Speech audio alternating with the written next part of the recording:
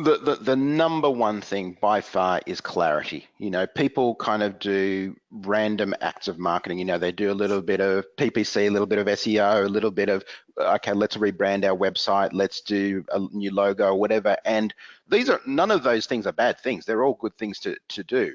But it's kind of like, when I started this house that I'm living in now, we moved in about 6 months ago, but we spent about 2 years building it. But the first 6 months, I spent with the architect, with the council, figuring out, right, where do we put the pool? Where's the lounge room going to go? How's it going to face? All of that sort of stuff.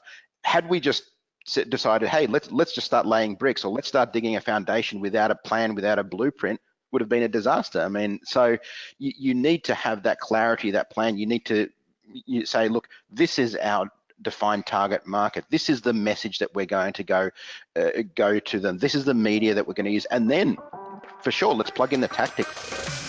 Welcome to Show Me the Nuggets, where each week Joe chats with world-class entrepreneurs to find out the key principles, strategies, and processes that lie behind their outstanding achievements. Now, your host, the no-bullshit serial entrepreneur, Joe Troyer. Hey guys, it's Joe Troyer here from Digital Triggers and Show Me the Nuggets, and I'm super excited to have none other than Allan Dib here hanging out with us today on today's podcast. For those of you guys that don't know Allan, I originally heard Allan on a podcast with James Shremko, and I was speaking with James, and he's like, man, you got to have Allan on the podcast. So Allan is the author of the one-page marketing plan. He's a best-selling author, and I'm just super excited to bring him on, pick his brain, and share with you guys everything that Allan is up to. So, man, without further ado, welcome to the show. Hey, Joe, pleasure to be on the show. Awesome, brother. So I'm really excited, but before we kind of dig in deep, I got some very pointed questions to ask you. But before we kind of dive deep, would you give us a little background of how you ended up where you're at today and how you ended up, running the one-page marketing plan and success-wise? Yeah, so I started my business life as a dead broke IT geek. Like, in the words of Michael Gerber, I had an entrepreneurial seizure. A lot of people will probably be familiar with that. And I was a tech geek, really good at what I did, and I figured, why do I need to work for this stupid boss? I'll start my own business, right? So, and I thought that's all the smarts you need. You need to know what you're doing technically, and that's about it, right? So, and then the customers are going to come flooding in to my shock and surprise, and that probably shows you how naive I was at the time. The customers did not flood in. I mean, the few customers that I had that came to me by referral, they loved the work that me and my business partner at the time did, and we loved working with them, but we just simply didn't have enough of them. And so I struggled for many, many years with this. And, I was so naive. And in fact, I distinctly remember a conversation I was having with my business partner at the time. We were walking to lunch, and I said to him, we've got a great business. We've got really good margins. The customers we've got to love us. And there's just these little things, sales and marketing, we haven't quite cracked. So once we do this little thing, we'll have all our problems will be solved. And, I was mixing up major and minor. I thought the technical stuff, the tech stuff that we were doing was the major thing, and this little thing called sales and marketing was the minor thing. And, that kept me broke for many, many years. And so it probably took me a decade to really change my mindset and learn marketing, learn how to get customers in the door reliably. And when I did that everything changed for me. I built the business to be a national business. I exited it for more money than I'd ever seen in my life. Then I did it again. I started a new technology startup after that, and that was a really rapid growth journey. We went from 0 to 4 years later being one of Australia's top 100 fastest growing companies. And then I exited that, and now I'm helping business owners do the same. I'm helping them with their marketing and really simplifying the complex when it comes to marketing. Perfect, man. You unpack so much. I'm excited to dive in there. So it seems to me, and correct me if I'm wrong, but it seems like the one-page marketing plan really blew up kind of your personal following. Is that correct? Yeah, no doubt. So I was well known in my industry, and I had some good traction. But no doubt, the book definitely lit a fire under that, for sure. Cool. So thinking about the one-page business plan, Allan, like what do you think are the problems, right, that a business faces when they don't go through that process or they don't create a business plan? I mean, I work with so many agencies and I work with so many e-com owners and business owners. And when I ask them what their business plan looks like they have no idea. And I'm not asking for a 34 page, long business plan, but just like, where's the outlook? Where are you going?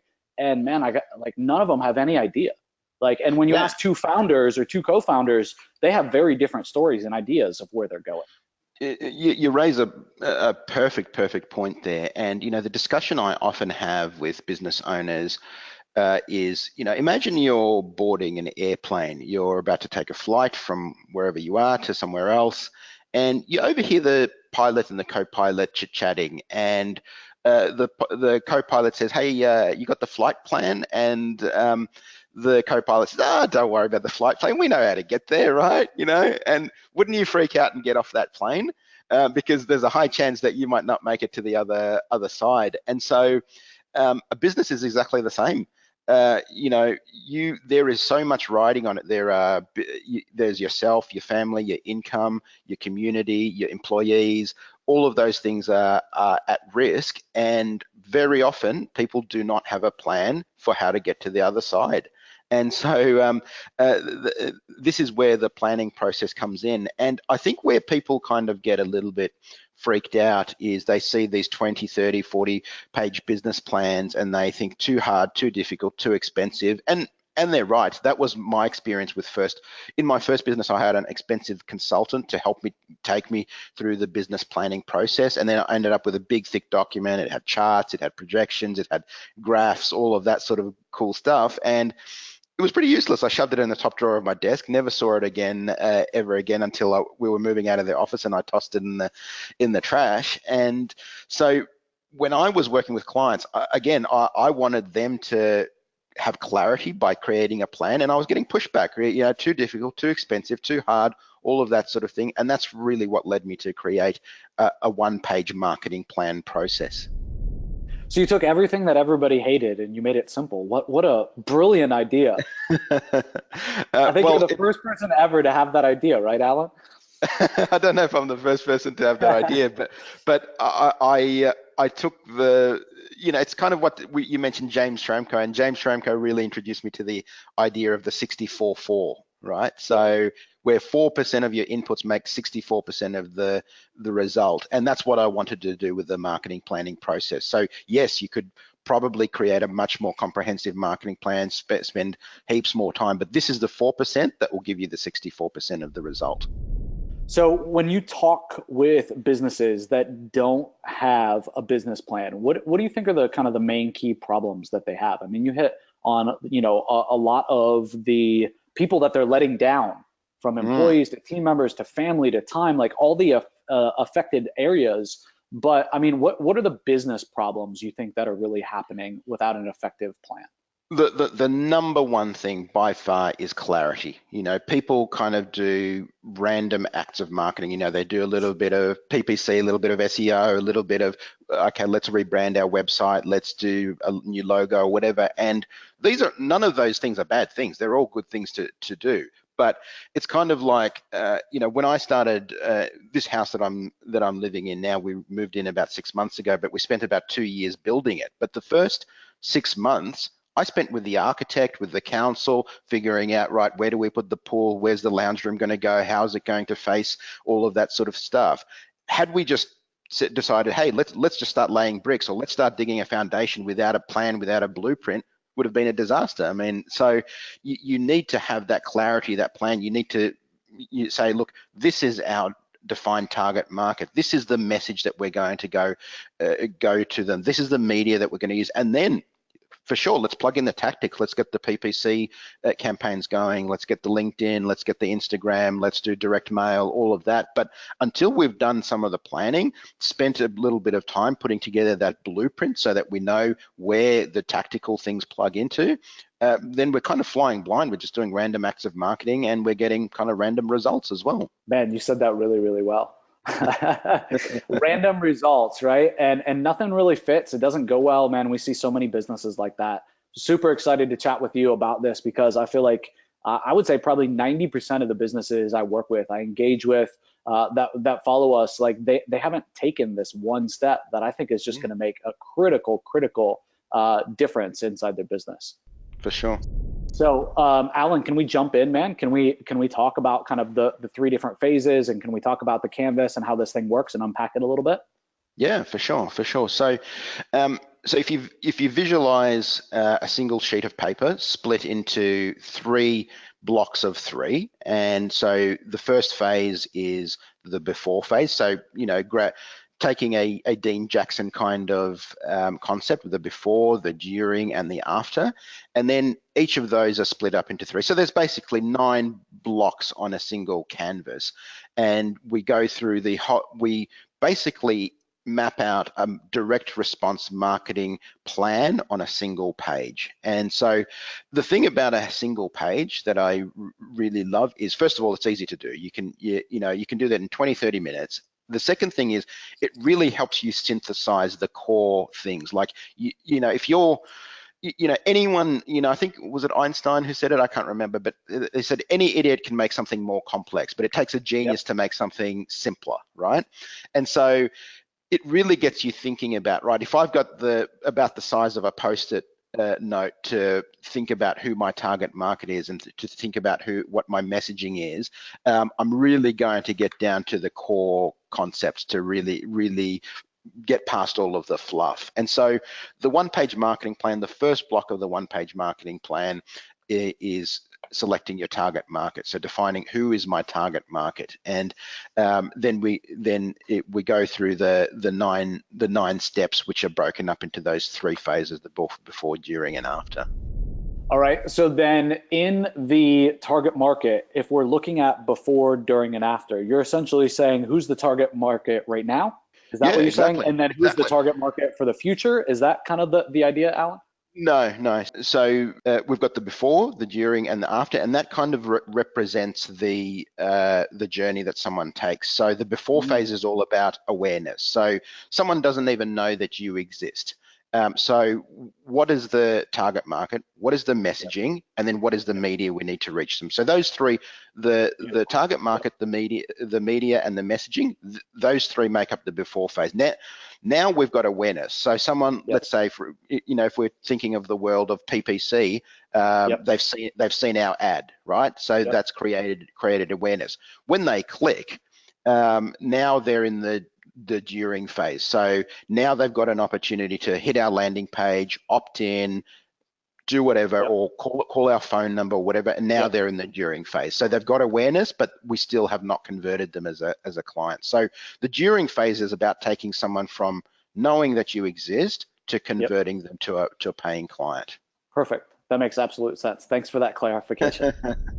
All right, so then that's your target market phase. What's phase 2 then? So phase 2 is that during phase where we capture that lead. So there's 3 parts to the during phase. We capture the leads, we nurture the leads, and then we convert them. So why do we capture leads? We capture leads, and a lot of the people listening to this will obviously understand this, but 100%. We find that in any target market at any given time, on average, of course this differs from market to market, but there's about 3% of people who are ready to buy right now, so, and everybody is competing for those people, and everybody knows how to handle that. Like, if someone's ready to buy right now, great, click the buy now button or sign up here or whatever else. But the sophisticated marketers know how to handle someone who's ready to buy in 30 days, 60 days, 90 days, a year, 2 years. And that's where you need to capture that lead in a database. You need to nurture that lead, and you need to take them through a conversion process. And so this is what makes your addressable market bigger, because we know, yes, there's that 3% who are ready to buy right now, and that's great. We know that there's a further 7% who are pretty open to buying. They're not maybe ready right now, but they're pretty open to having that discussion and looking into it a bit further. And then there's a further 30% that we know want what you have, but they're just not ready to buy right now. And like, if I think about it, like, I had someone sign up for my high-level coaching recently, and I said, how long have you been on my mailing list? And he said 2 years, right? So if 2 years ago I had have said, this guy is a tire kicker, or if I hadn't have captured that lead, I hadn't nurtured it in my system, then that would have been a missed opportunity. And I find that the vast majority of people who come through my funnel have been there for some time because people want to get to know you. They want to see if there's a connection, if you've got something that fits, assuming you're selling something of value. Like if you're selling a $20 widget, people might just take a flyer and hit the buy button and go into the shopping cart. But really, we need that during phase to take people through that lead nurturing process.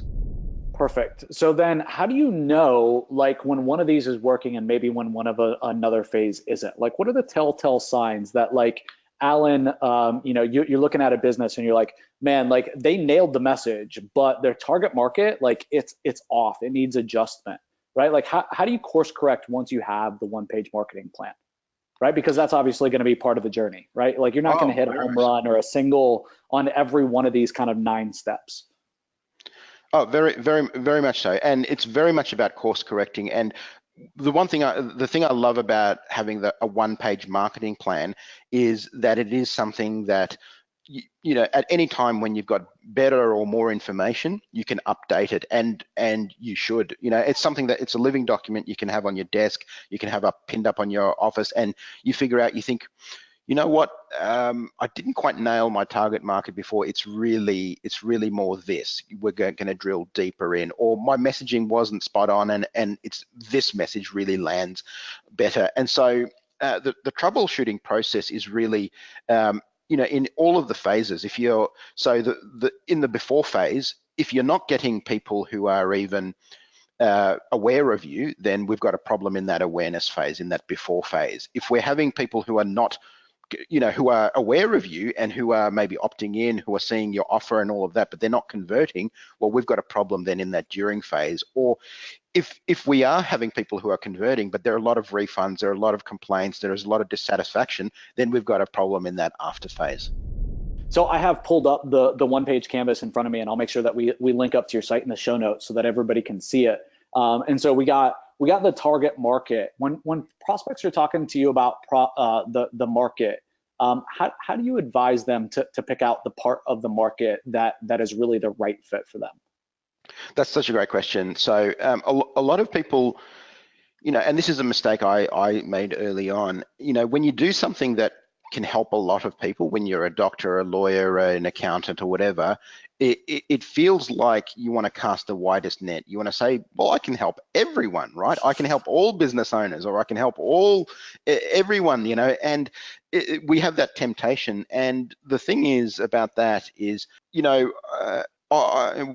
people want to deal with someone who is a specialist. These days, especially when you think of, imagine your target market in front of that Google search box. They're not typing generalities. They're typing very, very specific things. And in fact, I saw my wife recently injured her knee, and I was sort of looking over her shoulder when she was on her iPad on the couch, and she types in knee specialist and then the area that we live in. So even though someone who maybe treats heads, necks, knees, whatever could help her, she's looking for that person who's a knee specialist in our area. And that's exactly what your target market is doing. They're looking for a specialist. So when you reel out a whole bunch of generalities and you say, we help everyone, that's equivalent to saying we help no one. So, someone has to look at your messaging and say, hey, that's for me to connect with that.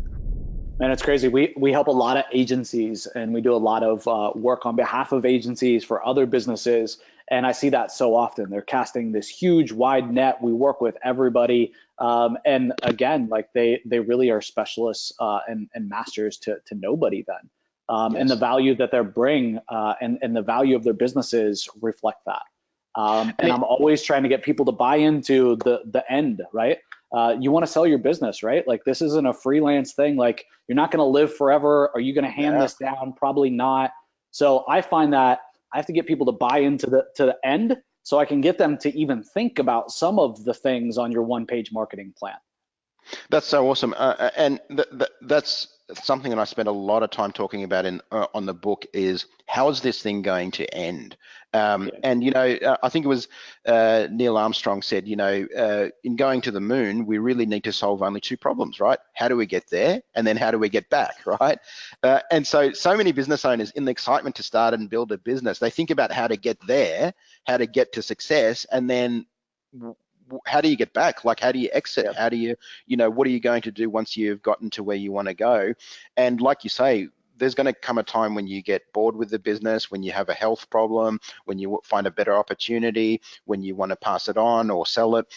And if you're only thinking about that at the time that you want to exit, that's really way too late, and you're going to sell it for a massive, massive discount if you can sell it at all. There are some businesses that are just not saleable because the person is the business, they don't have a business. So that's such an important part, is really getting some of those systems into place and being that specialist, So, and I believe, I think it was Ryan Dice who said the days of like the general marketing agency are over, and I 100% agree.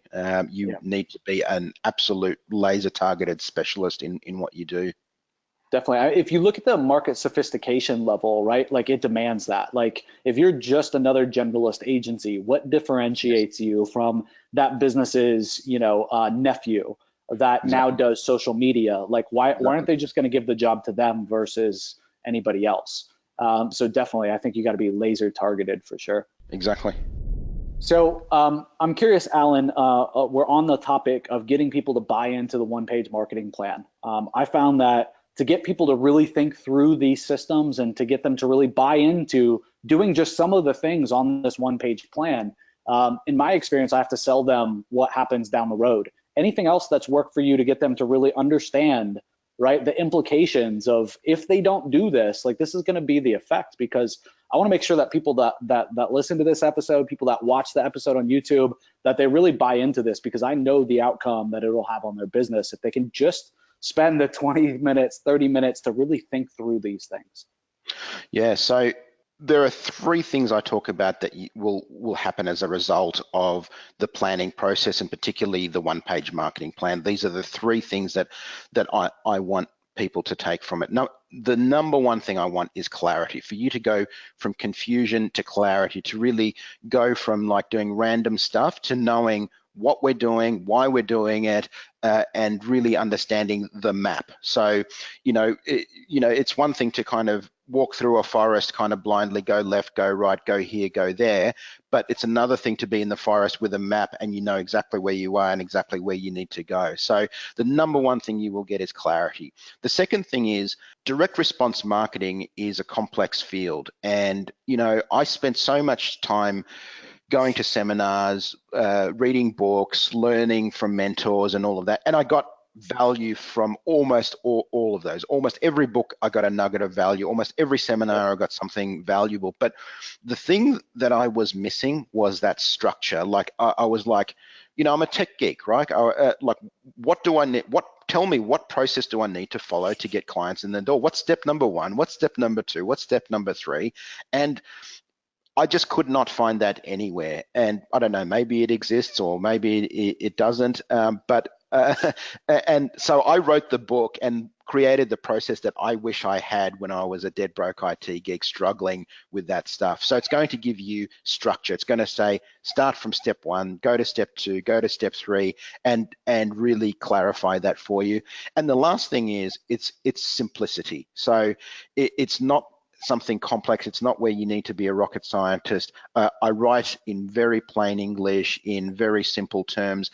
And, sometimes I've been criticized for that. They say, look, this book is too simple, or this book is really just takes you through the ABCs. And that's because they're not understanding who my target market. My target market is not other marketers. My target market is business owners. It's people who were like me, who were struggling with figuring out how to get new business in the door, who were the doctor, the lawyer, the dentist, the PPC guy, the whatever, who are people who are just struggling to figure out, how do I get more clients in the door? I'm really good at what I do, but how do I get more clients in the door? And so I've put together a very simple framework where people can do that and go through that process.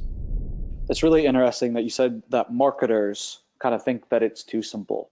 Yes. And it's funny because I think that marketers historically, and I know a lot of marketers, I have a list of a lot of marketers, they have problems building teams and getting their teams to understand what they're thinking, because they've thought through the first 7 things on this sheet, right? Yes. But then their team has no idea what's happening, right? Yes. They can't get the team to understand. Like the team needs that one page so they can Exactly. make sure as they're working on the sales conversion strategy that they're getting the points across that the visionary or the marketer really that's the entrepreneur is looking for, right? And thinks will be effective. So I think it's as much an important tool for you as a marketer, but it's also a great tool for your team if you have a team to help you really get the words out of your mouth, to help them understand your grander vision, because they won't, if they're not a marketer, have thought through probably almost any of these 9 things.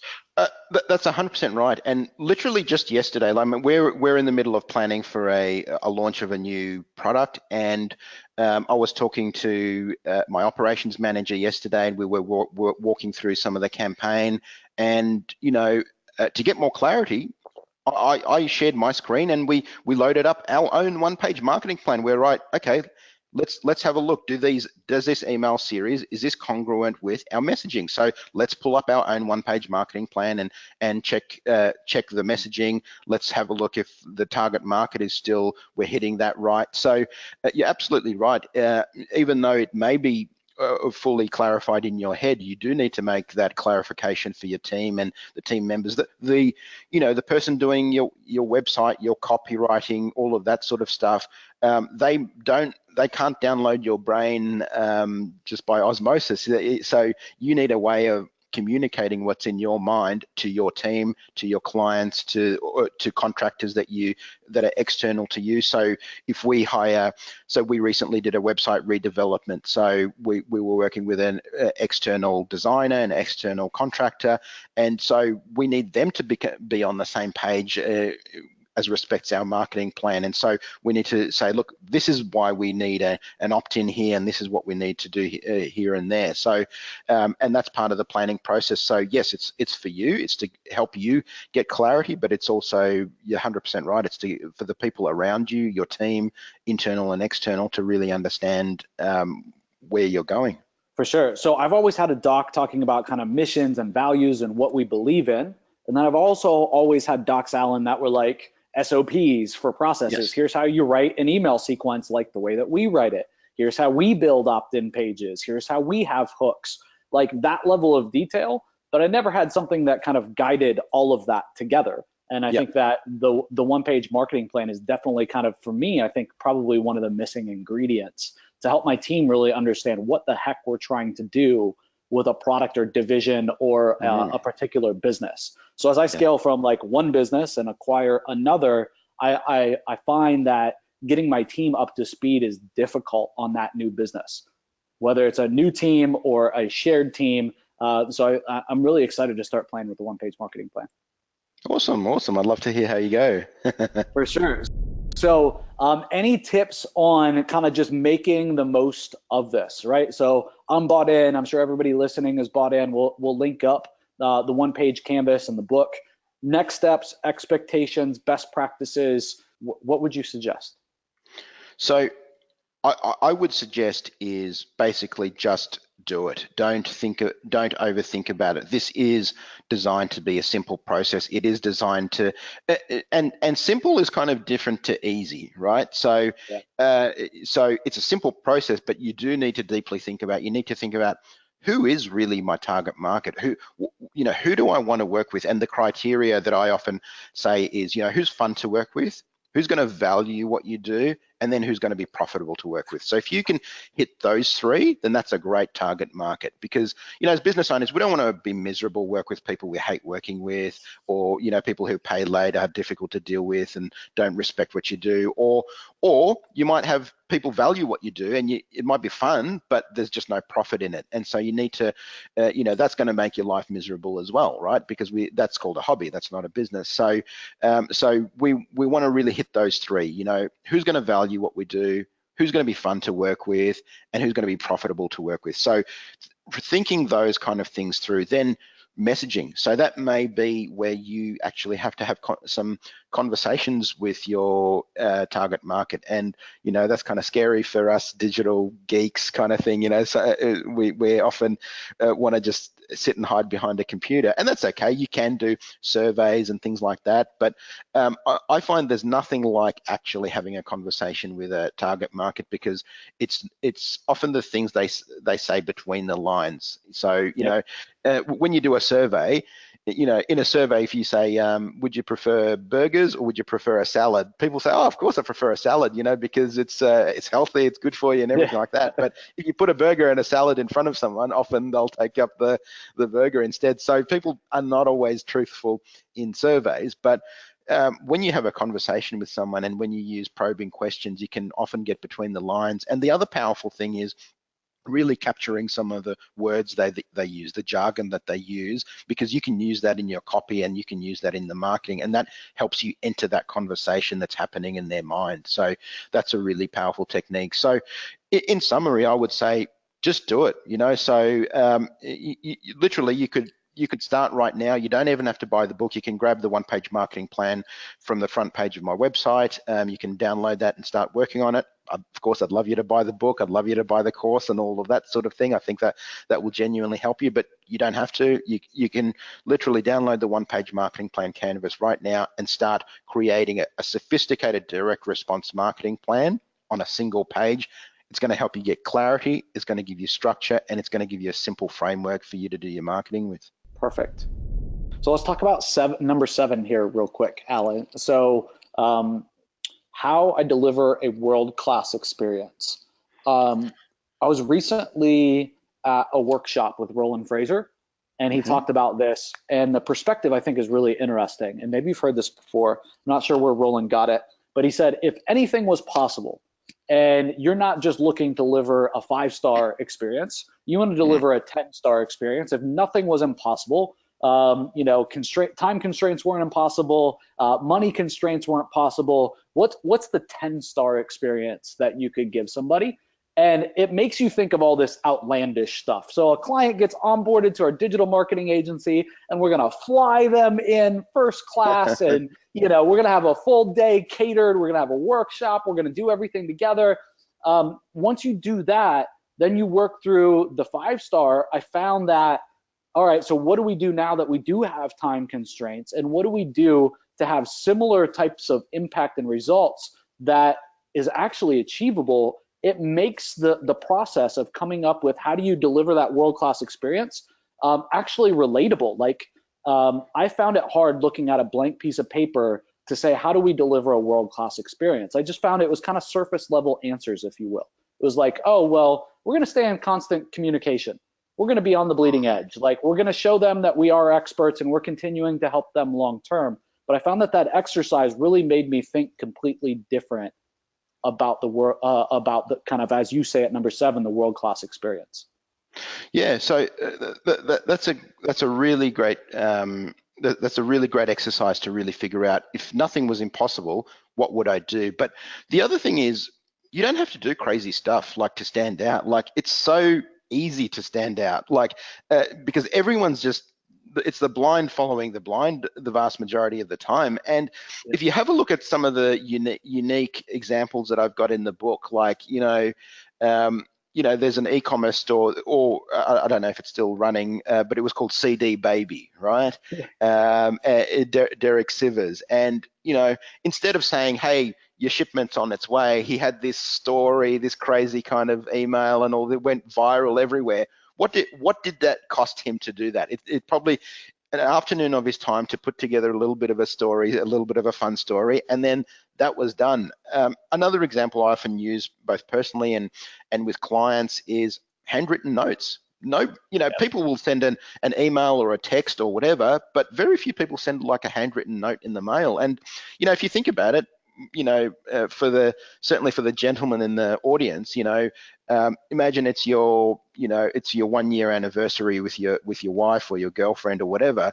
Yes, you can send a very nice text message or whatever and say, happy anniversary, sweetheart, or whatever. But doesn't it mean a lot more when it comes written on a card with a bunch of flowers? I mean, that makes a much bigger impact. Same message, much bigger impact, right? So and so thinking about some of those ways that we can create experiences for our clients, which are kind of a bit of a pattern interrupt, because think about, what are your clients used to seeing? Yes, they're used to seeing the normal stuff, the confirmation email, the whatever automated thank you message or whatever via email or whatever. But when you send a copy of your book and a handwritten note, or it doesn't even have to be your book, it could be any book, or it doesn't even have to be a book, it can be just a handwritten note.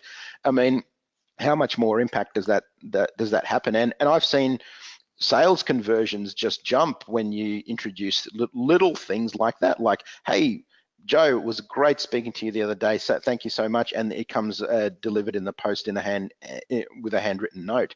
And so these things are kind of easy to do, but a lot of people kind of discount them or dismiss them because they're easy not to do as well. So and so, like you said, I mean, you've got to think about what's all that I could do to create that 10-star experience. But often it comes down to, it's just small things. It's not world-changing stuff. No. And I think it's probably just as you're going through this, thinking about that perspective. What is the pattern interrupt? How can we stand out here? How can we do things that are a little different here? And you're right, like CD Baby is a great example. I'll have to find that welcome email and put it in the show notes here for the podcast. But it's absolutely ridiculous. Like, the whole story that they tell, instead of just saying, we shipped your order. Like, so I think you're definitely right. And I think just thinking through that as a frame or as an angle, as you're going through and you're doing the planning with the one-page marketing plan, makes it simple, right? And should help get you some great results. Absolutely.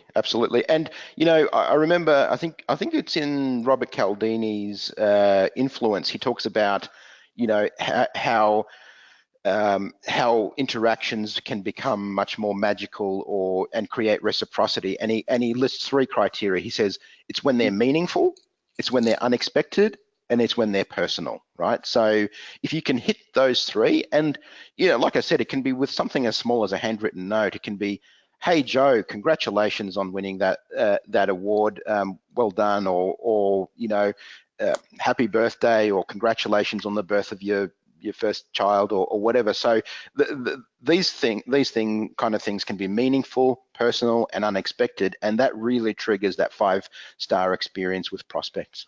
Man, this has been beautiful. This has been awesome. I think that this is such a practical exercise that I've been preaching for so long that people need to do. Probably on this list, there's probably about 5 of these that I've been adamant about for most of the year, like pounding into people's heads, like, you got to be thinking about these 5 things. And obviously there's the before, during, and after, and kind of the 3x3. So you got 9 things. Absolutely love it. And I so appreciate you coming on the podcast. I don't want to overcomplicate the simple, so to speak, system. And I want people, usually these episodes are an hour.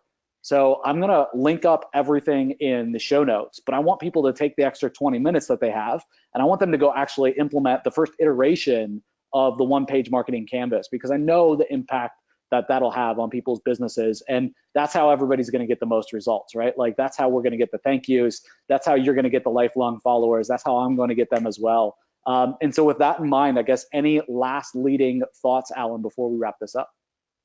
Yeah, so and that's great. Yeah, really, like Michael Jordan, the great philosopher, said, just do it, right? Yeah. So, but I'll leave people with this. Really, the best marketer wins every time. This is something that was a turning point for me in my transformation from just being a dead broke IT geek to becoming a marketer of IT services. I was telling a mentor of mine how much, how good we were and all of that sort of thing. And he said, well, when does someone find out how good you are? And I said, well, when they buy. And he said, before they buy, they only know how good your marketing is. So, and then he said, the best marketer wins every time. And honestly, I wish that was not the case. I wish the world was just a meritocracy where the good people won, and where the best products just automatically rose as a result of being the best products. But that's not the case. Really, the best marketer always wins. So you need to become a marketer of whatever you do, a marketer of PPC services, a marketer of medical, legal services, whatever you do. So you're a marketer first and a technician second. And so that's what I'll leave people with. The best marketer wins every time. And, your job is to become one of the best marketers in your niche. That's so well said, man. I'll leave it with that. Such a beautiful, beautiful wrap up of an excellent podcast interview. I know this is going to be a hit. Thank you so much, Alan. I really appreciate it. I'll make sure we link up to the book and the one-page marketing canvas and your course in the show notes. Is there anything else, man, that we should link up for you?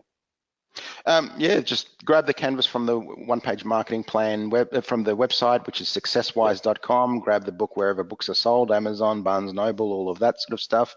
And just join in the conversation. Awesome, brother. Thank you so much. I really appreciate it. Super excited. We finally got this interview in the books, and I know people are going to absolutely love it. Awesome. Great speaking to you, Joe. Alan, thanks so much, man. Looking forward to connecting again soon. Pleasure.